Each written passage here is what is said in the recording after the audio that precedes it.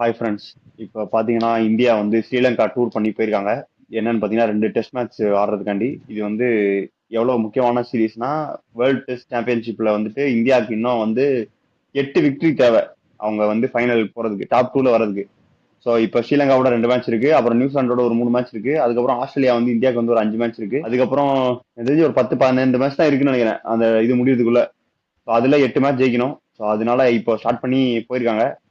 இது வந்து இன்னொரு மைல் ஸ்டோன் என்னன்னா, இது இந்தியா ஆட போற 600வது டெஸ்ட் மேட்ச். ஆனா 600 டெஸ்ட் மேட்ச்ல பாத்தீங்கன்னா லாஸ்ட் தான் அதிகம் வின்னோட பெர்சன்டேஜ் பாத்தீங்கன்னா. முன்னாடி காலத்துல நிறைய தோத்ததுனால இப்போ மேட்ச் பண்ணிருக்காங்க. சொல்லுங்க யோகி, ஸ்ரீலங்கா டெஸ்ட் சீரிஸ்ல என்ன எதிர்பார்க்கறீங்க? ஸ்ரீலங்கானாலே வந்து ஸ்பின்னிங் கண்டிஷன் தான். ஏசியாவில் மோஸ்ட்லி ஸ்பின்னிங் கண்டிஷன் தான். பட் ஸ்ரீலங்கானா நம்ம சொல்ல தேவையில்லை. ஸ்ரீலங்கா வந்து ஒரு டஃப் ஸ்பாட் டு பிளே. ஏன்னு கேட்டால் even though இந்தியாவுமே spinning friendly tracks நிறைய ஆடி இருந்தாலுமே ஸ்ரீலங்காவில் பிச்சு கொஞ்சம் வேற மாதிரி இருக்கும். பிச்சு ரொம்ப சீக்கிரமா உடையும், இந்தியா அளவுக்கு இல்லை. அதுவும் காலில் ரொம்ப ரொம்ப ரொம்ப சீக்கிரமா உடையும். கேம் ரொம்ப ஸ்பீடா மூவ் ஆடும். நீ கொஞ்சம் டைம் கொடுத்தீங்கன்னா ஒரு ஒரு 30-40 பிரிஸ்க் நாக் ஆனீங்கன்னா கேம் சேஞ்சிங் இன்னிங்ஸா இருக்கும் அதெல்லாம், இந்த மாதிரி கண்டிஷன்ஸ்ல. ஸோ அதனால ஸ்ரீலங்கா டூர் பண்றது கொஞ்சம் கஷ்டம் தான். ஈவன் ஃபுல் ஸ்ட்ரென்த் இந்தியன் சைடே ஸ்ரீலங்கா டூர் பண்ண கஷ்டப்பட்டிருக்காங்க. கிவன் அப்போ ரங்கனா ஹேராத், முரளிதரன்லாம் இருந்த டைம்ஸ். ஸோ அந்த டைம்ஸ் போயிடுச்சு. பட் இந்தியாலுமே நம்ம அந்த பெரிய பிளேயர்ஸ் யாரும் இல்லை. ஸோ இது ஒரு நல்ல சீரீஸாக தான் இருக்கும். எனக்கு தெரிஞ்சு இந்தியாவுக்கு எட்ஜ் இருக்கும்னு நினைக்கிறேன். பட் இருந்தாலுமே நீங்க சொன்ன மாதிரி வேர்ல்ட் டெஸ்ட் சாம்பியன்ஷிப் கான்டெக்ட்ல பாத்தீங்கன்னா இது ரொம்ப முக்கியமான மேட்ச். 2 அவே கேம் இது. அதுக்கப்புறம் நியூசிலாந்து போறோம். நியூசிலாந்துல இந்தியா எனக்கு தெரிஞ்சு இது வரைக்கும் சீரீஸ் ஜெயிச்சது இல்ல. ஸோ நியூசிலாந்துல போய் ஜெயிக்கிறதும் கஷ்டமான விஷயம். அதுக்கப்புறம் ஆஸ்திரேலியா இந்தியாவுக்கு வராங்க. ஈவன் தோ இந்தியாவுக்கு வந்தாலுமே ஆஸ்திரேலியா ஒரு மைட்டி ஆப்போனன்ட் தான், நீங்க என்ன சொன்னாலும். ஸோ டஃப் டைம்ஸ் தான் அஹெட் எனக்கு தெரிஞ்சு இந்தியாவுக்கு டெஸ்ட் பொறுத்த வரைக்கும். பட் ஆனா இப்போதைக்கு 5th பிளேஸ்ல இருக்காங்க WTCல. டாப் 4 வந்துருவாங்க. பட் ஆனா ஃபைனல் ரொம்ப கஷ்டங்க, அதுதான் நிஜம். இல்ல அதான் இப்போ ஸ்ரீலங்காவுமே 6th பிளேஸ்ல இருக்காங்க. அவங்களுமே இது ஜெயிச்சு அடுத்தடுத்து போகணும்னு தான் பார்ப்பாங்க. வெஸ்ட் இண்டீஸ் டூர்ல கூட ஓரளவுக்கு டீசெண்டா பெர்ஃபார்ம் பண்ணாங்க. ஆனா அவங்களுக்கு நினைச்ச மாதிரி ரிசல்ட் வரலனாலும் ஒரு டீசென்ட் பெர்ஃபார்மன்ஸ் பண்ணாங்க.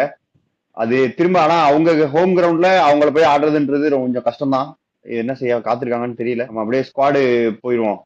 2 டீமுக்குமே முக்கியமான சீரிஸ் இது. யார் எப்படி பெர்ஃபார்ம் பண்றாங்கன்றது வந்து போக தெரியும். நம்ம ஸ்குவாடு போயிருவோம், எப்படி போவாங்க என்ன ஏது. இப்போ அதுக்கு அதுக்கு முன்னாடி இன்ஜுரி வந்து சில அப்டேட் வேற சேஞ்சஸ், நிறைய வந்திருக்கு. அதான் இன்ஜுரி அப்டேட் தான் நானும் சொல்லலாம்னு வந்தேன். நம்ம லாஸ்ட் டைம் பேசினப்பதுல இருந்து இன்ஜுரி அப்டேட்ஸும் ஓரளவுக்கு கன்ஃபார்ம் ஆயிடுச்சு. சாய் சுதர்ஷன் ஆட போறது இல்ல, அது நம்மளுக்கு சொல்லிட்டாங்க 100%. ஸோ சர்ஃப்ராஸ் கான் ரீப்ளேஸ்மெண்ட்டாகவும் வந்துட்டாரு. அதே மாதிரி இன்னொரு ரீப்ளேஸ்மெண்ட் பும்ரா. அதான் 2 ஸ்டார் போட்ட பிளேயருமே இல்லை, அவ்வளவுதான். அதான் அப்போ சொன்ன ஸ்குவாடுக்கு இப்போக்கும் சேஞ்ச். அதுக்கு பதில் ஆக்யூப் நபி. நம்ம இவ்வளவு நாள் கத்தி கத்தி ஒரு வழியா அவங்களுக்கு கேட்டிருக்கு, ஸ்குவாட்லயாவது எடுத்துட்டு போறோம் அப்படின்னு சொல்லி ஆக்யூப் நபி எடுத்துட்டு போயிருக்காங்க இப்போ. அதான் ஸ்குவாட்ல எடுத்துட்டு போனாங்க. பிராக்டிஸ் மேட்ச்ல பால் கொடுத்து பாத்துக்கலாம், பால கொடுத்த மாதிரி தெரியல. மீதி எல்லாரும் போட்டாங்க. அவர்கிட்ட ஒரு பால் 2 3 ஓவர் போட்டு போ அப்படின்னு சொல்லிருக்கலாம். ஆனா கொடுக்கல பிராக்டிஸ் கேம்ல. பரவாயில்ல, அந்த ஸ்குவாடுக்குள்ளேயே டைம்ல எனக்கு வந்துட்டாருன்னு போயிட்டாரா நினைக்கிறது என்னன்னு சந்தோஷம். தெரியல. ஏன்னா அப்பதான் நியூஸ் அனௌன்ஸ் பண்ணாங்க. மேபி அதுக்குள்ள போயிருக்க மாட்டாரு பிராக்டிஸ் கேம்குள்ள. அது ஒரு காரணமா மேபி இருக்கலாம், தெரியாம தெரியல 100%. ஆனா ஓகேதான், ஸ்குவாடுக்குள்ளே வந்துட்டாருன்னு சந்தோஷப்பட்டுக்க வேண்டியதான். அதான் நம்ம ரொம்ப நாளா பேசிட்டு இருந்தோம். ஆனா இப்போ 11ல ஆடுவாரான்றது டவுட் தான். அது கொஞ்சம் ரொம்ப சந்தேகம் தான். ஏன்னா ஸ்பின்னிங் கண்டிஷன்ஸ் உனக்கு 2 ஃபாஸ்ட் பவுலர் தான் ஆடுவாங்க. ஸோ அதுல ஒரு ரீப்ளேஸ்மெண்டா வந்த பவுலரை எடுத்துட்டு போகலான்னு சந்தேகம் தான். சரி, நம்ம 11ல அதான் எப்படி ஆடுவாங்கன்னு முதல்ல வருவோம். அதுவும் இல்லாம இப்ப சுப்மன் கில்லுக்கு வேற ஏதோ விரல் அடிபட்டுச்சு பிராக்டிஸ் அப்பன்னு சொல்லிட்டு இருந்தாங்க. ஆனா அவர் செகண்ட் இன்னிங்ஸ் வந்து பேட்டிங் ஆனாரு பிராக்டிஸ் மேட்ச்ல. சும்மா ஒரு அவரும் நாள் எப்படி ரெஸ்ட் ஃபிட்னஸ் கொடுத்துருக்காங்க, தெரியல. வேற ஒண்ணும் இல்ல. ஏன்னா அவரும் ஒரு குரூசியலான ஃபேக்டரி இந்த லைனப்ல பேட்டிங்க்கு, நம்பர் 4ல ஆடுறதுக்கு. அவரு அந்த டெஸ்ட் மேட்ச் ஃபார்ம்ல இங்கிலாந்துல இந்த ஃபார்ம் அப்படியே கண்டினியூ பண்ணாருன்னா இன்னும் பயங்கரம். சரி வா, நம்ம 11 படிப்போம். KL ராகுல், ஜெய்ஸ்வால். நம்பர் 3ல வந்து சாய் சுதர்சன் இல்லாதனால படிக்கல். நம்பர் 4ல கில்லு. நம்பர் 5ல பண்ட்டு. நம்பர் 6ல ஜடேஜா. நம்பர் 7ல வந்து நீ துருவ் ஜுரேல் எதிர்பார்க்கிற. நான் அதுக்கு பதிலா 100% இன்னொரு ஜுரல் தான். ஆல்ரவுண்டரா போவாங்க, நான் இன்னொரு ஆல்ரவுண்டரா போவாங்கன்னு நான் அன்னைக்கே எதிர்பார்த்தேன். இப்பயும் அதான் எதிர்பார்க்கறேன், இன்னொரு ஆல்ரவுண்டரா போவாங்கன்ட்டு. சரண் ஜெயின் போவாங்கன்ட்டு. இல்ல அது ஸ்லாஷ் 100% ஸ்டார் 2 எனக்கு பேரும் தெரிஞ்சு அது ஜுரல் எப்படி தான் போகும்? ஆடிடுவாங்க. நம்பர் 7 ஜுரல் ஆடுவாங்க. 3 ஸ்பின்னர் எனக்கு தெரிஞ்சு போதும். நீங்க 3 ஸ்பின்னரே நான் வந்து ஒரு ஸ்பின்னர் அண்டர் போல் தான் பண்ணுவீங்க நீங்க என்ன பண்ணாலுமே. நீங்க வேணா பாருங்க, எண்ட் ஆஃப் த இன்னிங்ஸ் பாத்தீங்கன்னா 2 பேர் வந்து சப்போஸ் ஓரளவுக்கு ஆப்போனன்ட் நல்ல பேட்டிங் ஆடி இருந்தாங்கன்னா 30 ஓவர்ஸ் போட்டிருந்தாங்கன்னா இன்னொருத்தர் வந்து ஒரு 15 to 20 ஓவர்ஸ் தான் போட்டிருப்பாங்க. அதுவே ஒரு ஸ்பின்னர் அண்டர் பவுல் தான். அதனால நான் இன்னொரு ஸ்பின்னரும் அடிஷனலா எடுத்துட்டு போவாங்கன்னு எனக்கு தோணல. அதுவும் இல்லாம துருவ் ஜுரல் ரொம்ப ஓரளவுக்கு இந்தியன் டெஸ்ட் ஸ்குவாட்ல பிளேஸ் ஃபுல்லாவே புடிச்சிட்டாரு எனக்கு தெரிஞ்சு. பண்ட்டுக்கு பதில் ரீப்ளேஸ்மெண்டா வந்தாரு, பட் ஆனா as a பேட்ஸ்மேனாவே இப்போ நல்லா ஆடுறாரு. சோ அதனால கண்டிப்பா எனக்கு தெரிஞ்சு ஜுரல் ஆடிடுவாங்கன்னு தோணுது. ஆனா என்ன கேட்டா இப்போ ஜுரேலும் இல்லாம சார்னஸ் ஜெயிலும் இல்லாம அந்த இடத்துல சர்ஃப்ராஸ் கான ஆட விட்டோம்னா ஸ்பின்னு படுத்து படுத்து அடிப்பாரு, ஜாலியா இருக்கும். அது எப்படி யோசிப்பாங்கன்னு தெரியல. இல்ல அதுவும் அந்த இல்லாம இடத்துக்கு பெஸ்ட் கால் ஃபிட்னா கால்ல 3 பேத்துல வந்து சர்ஃப்ராஸ் கான தான் இருக்கும். சர்ஃப்ராஸ் கான் வந்து ஏன்னா நீங்க ஸ்வீப் நல்லா ஆடுவாரு. நீங்க எனக்கு தெரியும், எனக்கு ஒரு மேட்ச் நல்லா ஞாபகம் இருக்கு. கால்ல வந்து பாகிஸ்தான் சேஸ் பண்ணுவாங்கன்னு நினைக்கிறேன் ஸ்ரீலங்கா கூட. ரங்கனா ஹெராத் இந்த மேட்ச் யூனிஸ் கான் ஸ்வீப் மட்டுமே ஆடுவாரு ரங்கனா ஹெராத். நம்ம சச்சின் எப்படி நான் கவர்டரை ஆட மாட்டேன்னு சொல்லிட்டு ஆடின மாதிரி ரங்கனா ஹெராத் ஸ்வீப் மட்டும் தான் ஆடுவேன்னு சொல்லி சொல்லி சொல்லி அடிப்பார் யூனிஸ் கான். அந்த மாதிரி இந்த கிரவுண்ட்ல ஸ்வீப் கொஞ்சம் ரொம்ப எஃபெக்டிவா இருக்கும். நீங்க அப்படியே கொஞ்சம் திரும்பி இப்ப இருக்க இந்தியன் ஸ்குவாட் பாத்தீங்கன்னா ஸ்வீப் ஆடுற ஆளுங்களே இல்ல. அது இல்லாம ஸ்பீட் யூஸ் பண்ணி நீங்க கொஞ்சம் பவுலர்ல லைன் லென்த் அட்ஜஸ்ட் பண்ண வைக்கக்கூடிய ஆளுங்களும் யாரும் இல்ல. ஃபீட் யூஸ் பண்ணி பாத்தீங்கன்னா கேஎல் ராகுல் ஆடுவாரு, பண்ட் ஃபீட் யூஸ் பண்ணி ஆடுவாரு, ஆனா அவர் பிக் ஹிட்டுக்கு தான் போவாரு. நான் ஃபீட் யூஸ் பண்ணினா நான் சொல்றது ஆமா அக்ரெசிவா நான் சொல்றது டிராவிட் மாதிரியோ இல்லனா புஜாரா மாதிரியோ. புஜாரா பாத்தீங்கன்னா நீங்க எல்லா பாலும் ஏறி வருவார் ஸ்பின்னுக்கு, ஆனா ஒரு சின்ன நட்ஜ் தான் இருக்கும், சிங்கிள் ஓடிடுவார். அந்த மாதிரி சொல்றேன். நீங்க அவங்க கொஞ்சம் அட்ஜஸ்ட் பண்ண லைன் அட்ஜஸ்ட் பண்ண வச்சுட்டே இருக்கணும். நீங்க லைன்ல செட்டா விட்டீங்கன்னா பிரபத் ஜெயசூர்யா எல்லாம் லைன்ல போட்டாருன்னா காயின் வச்ச மாதிரி போட்டுனே இருப்பாரு ரங்கனா ஹெராத் மாதிரி. அவர்லாம் நீங்க அந்த அந்த டைம் கொடுக்க கூடாது. எனக்கு தெரிஞ்சு பண்ட் எல்லாம் இருக்கனால அவங்க அட்டாக் பண்ணி கொஞ்சம் மாத்திடுவாங்க.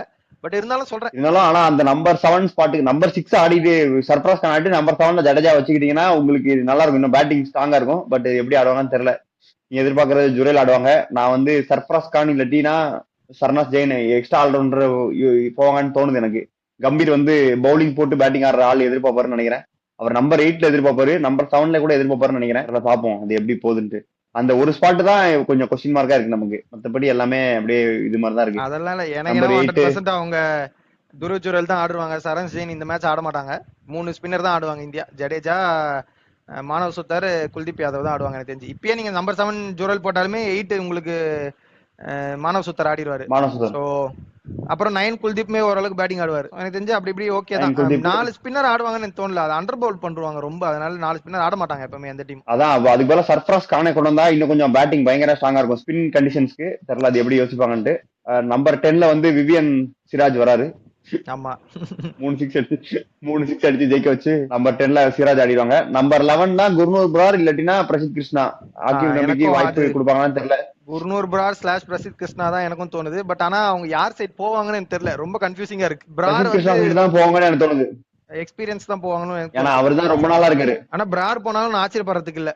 ஏன்னா ஓல்டு பால்ல கொஞ்சம் அடிஷனல் பேஸ் கொடுத்து போடுவாரு. அந்த பிச்சை உடைக்கலாம் நீங்க பிச்சில் அடிச்சீங்கன்னா. இவருமே பேசோட தான் போடுவாரு பிரசித் கிருஷ்ணாவும். பட் இருந்தாலும் பிரார் போனாலும் நான் பெருசா ஆச்சரியப்பட மாட்டேன். ஆனா எனக்கு தெரிஞ்சு பிரசித் கிருஷ்ணா தான் ஆடுவாங்க. ஓல்டு பால் எல்லாம் போயிடுச்சுன்னா ஃபாஸ்ட் பவுலர் எல்லாம் போட மாட்டாங்க, ஸ்பின்னர் தான் தள்ளுவாங்க, தள்ளிட்டே இருப்பாங்க சர்க்குன்னு. அந்த பக்கம் அப்படியே போயிடும் ஸ்ரீலங்காவோட இதுக்கு. ஸ்ரீலங்காவோட 11 அவங்க வந்து ஃபுல்லா வந்துட்டு விக்கெட் கீப்பர், பேட்ஸ்மேன் இல்லாட்டினா ஆல்ரவுண்டர் அந்த மாதிரி ஸ்டாக் பண்ணி வச்சிருக்காங்க. பியூர் பேட்டரா ஒருத்தர் தான் வச்சிருக்காங்க. ஆனா அவரே 11 ஆடுவாங்களான்னு தெரியல. அந்த மாதிரி தான் இருக்கு அவங்களோட ஸ்குவாடு. அவங்களுக்கு ஒரு ப்ராப்ளம் என்னன்னா அவங்களுக்கும் இன்ஜுரி கன்சர்ன்ஸ் கொஞ்சம் நிறைய இருக்கு.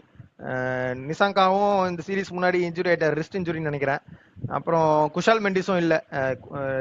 ரெண்டு ஓரளவுக்கு எக்ஸ்பீரியன்ஸ் பிளேயர் மிஸ் பண்றாங்க அவங்க.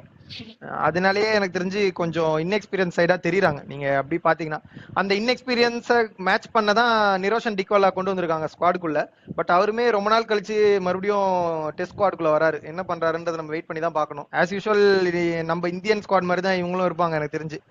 2 பேசர் 3 ஸ்பின்னர் ஆடிட்டு ஒரு நல்ல விஷயம்னா இவங்க கொஞ்சம் பேட்ஸ்மேன் எல்லாம் போலிங் போடுவாங்க. அதனால தேவைன்னா அப்படி யூட்டிலைஸ் பண்ணிப்பாங்கன்னு தோணுது எனக்கு. அதான் இப்ப ஓப்பனிங் வந்து அவர் பிராக்டிஸ் மேட்ச் ஆடின அதே 2 பேர் தான் ஆடுவாங்கறியா? ஆமா, எனக்கு தெரிஞ்சு அவங்க வேற ஆப்ஷனும் இல்ல. 2 அன்கேப் பிளேயர்ஸ் தான் இப்ப அவங்க ரீப்ளேஸ்மெண்டா கொண்டு வந்திருக்காங்க. சோ எடுத்த உடனே அவங்களுக்கு சான்ஸ் கொடுப்பாங்கன்னு எனக்கு தோணல. அதனால மெஜாரிட்டி வெஸ்ட் இண்டீஸ் ஸ்குவாட்ல ஆன வெஸ்ட் இண்டீஸ் கூட ஆன அதே டீம் தான் ஆடுவாங்க. அதான் நம்ம சொன்ன மாதிரி குஷல் மெண்டிஸ், நான் தான் பேசிட்டு இருந்தேன். குஷல் மெண்டிஸ் மிஸ் வந்து ரொம்ப ரொம்ப ரொம்ப பெரிய மிஸ் அவங்களுக்கு என்னை பொறுத்த வரைக்கும். நீங்க அது ஏன்னா நான் சொல்றேன்னா இப்ப நீங்க இந்த லைனை எடுத்து பாத்தீங்கன்னா எக்ஸ்பீரியன்ஸ் பிளேயர்ஸே இல்ல. அதை ஓரளவுக்கு மேட்ச் பண்ணுவாங்க. டிக்வலா கொண்டு வந்திருக்காங்க உள்ள. பட் ஆனா எனக்கு தெரியல. எனக்கு தெரிஞ்சு லைரு உடானாவும் நிஷான் மதுஷ்காவும் ஆடிடுவாங்க ஓப்பனிங் ஆஸ் யூஷுவல். அவங்க வெஸ்ட் இண்டீஸும் அவங்க தான் ஆடினாங்க வெஸ்ட் இண்டீஸ் டீமோடையும். நம்பர் 3 வந்து சந்திமல் தான் காப்பாற்றணும் எனக்கு பொறுத்த வரைக்கும் இந்த டீமை. சந்திமல் 3. நம்பர் 4 வந்து கமிண்டு மெண்டிஸ் இருக்காங்க. வைஸ் கேப்டனாவும் கொடுத்துருக்காங்க கமிண்டு மெண்டிஸ்க்கு இந்த வாட்டி. So number 4 Kamindu Mendis. 5 வந்து ஆஸ் யூஷுவல் தனஞ்சய் டிசில்வா ஆடிடுவாரு. 6 தான் இப்போ குஷால் மெண்டிஸ் ஆடிட்டு இருந்தாரு, அந்த ஸ்பாட் தான் ஓப்பன்ல இருக்கு. எனக்கு தெரிஞ்சு நிரோஷன் டிக்வல் ஆடிடுவாருன்னு நினைக்கிறேன் நம்பர் 6ல. இந்தியா கூட நல்லா பண்ணியிருக்காரு அவர் இதுக்கு முன்னாடி. ஸோ எனக்கு தெரிஞ்சு நிரோஷன் டிக்வலா 6 ஆடிடுவாங்க. அப்புறம் சோனல் தினுஷா ஒரு நல்ல ஆல்ரவுண்டர் பிளேயர் தான். So Sonal Dinusha at 7, Ramesh Mendis at 8, Prabath Jayasuriya at 9. So அப்புறம் 2 ஃபாஸ்ட் பவுலர்ஸ் லைரு குமாராவும் அசிதா பெர்னாண்டோவும் ஆடிடுவாங்க நினைக்கிறேன். விஸ்வா பெர்னாண்டோ எனக்கு தெரிஞ்சு ஆட மாட்டாங்க. அது இல்லாம வந்து தில்ஷன் மதுசங்கா எடுத்துட்டு வந்திருக்காங்க, பட் அவர் ஆடுறதுமே சான்ஸ் ரொம்ப கம்மி. எனக்கு தெரிஞ்சு இவங்க 2 பேர் தான் ஆடுவாங்க, அசிதா பெர்னாண்டோவும் நம்ம லைரு குமாராவும் ஆடிடுவாங்க தோணுது. ஸோ நீங்க மெயின் ஸ்பின்னர்ஸ் சைட்ல பாத்தீங்கன்னா பிரபத் ஜெயசூர்யாவும் ரமேஷ் மெண்டிஸும் தான் அவங்களோட கீ ஸ்பின்னர்ஸ். அதுலயும் பிரபத் ஜெயசூர்யா வந்து நீங்க கீப் அ ஹை ஆன், ஏன்னா மோர் லைக் ரங்கனா ஹெராத் தான் அவர். காயின் போட்ட மாதிரி ஒரே இடத்துல போட்டுட்டே இருப்பாரு. அவர் நீங்க டிஸ்டர்ப் பண்ணலன்னா ரொம்ப கஷ்டம் இந்தியாவுக்கு. பட் ஆனா அந்த சைட்ல இருந்து கொஞ்சம் ஹெல்ப் கொடுத்தாதான் அவர் கொஞ்சம் எஃபெக்டிவா தெரிவார். ரமேஷ் மெண்டிஸ் அந்த வேலை நல்லா பண்ணியிருக்காரு. So fastest, I think fastest for 100 wicket நினைக்கிறேன் பிரபத் ஜெயசூர்யா தான். ஸோ அந்த மாதிரியும் ஸ்ரீலங்கால ரொம்ப டேஞ்சர் அவங்க.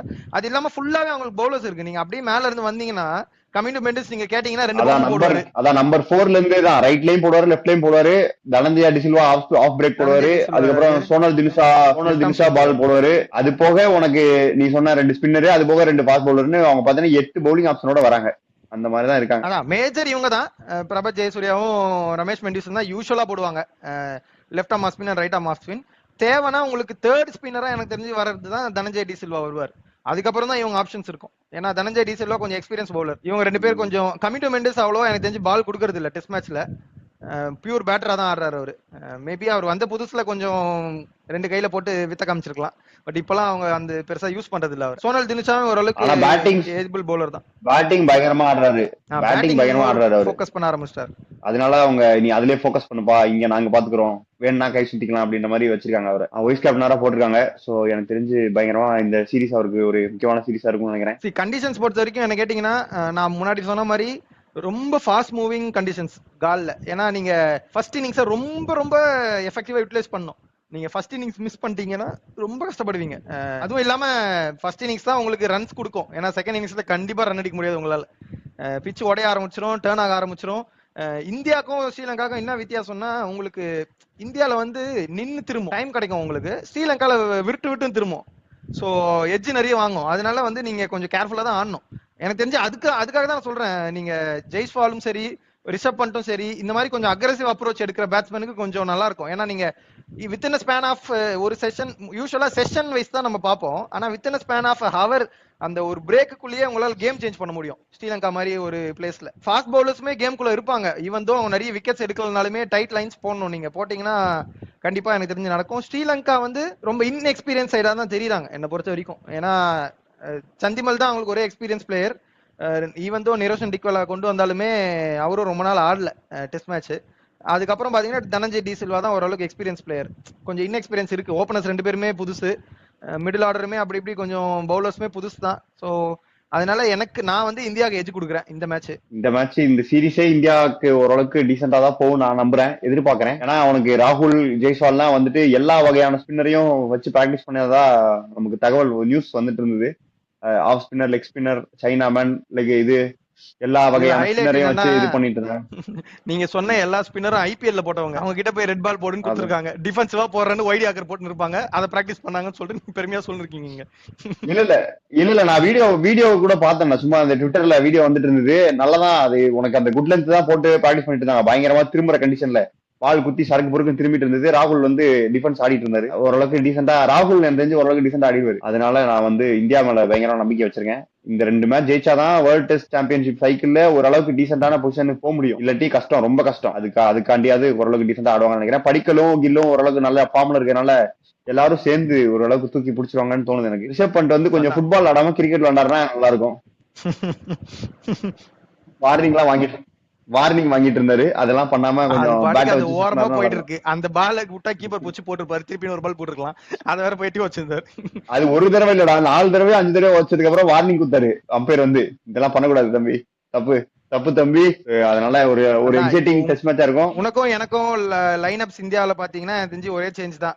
நான் வந்து நம்பர் 7ல வந்து துருஜுரல் ஆடுவாங்க. ஆனா நீங்க வந்து சரண் ஜெயின் ஆடுவாங்க.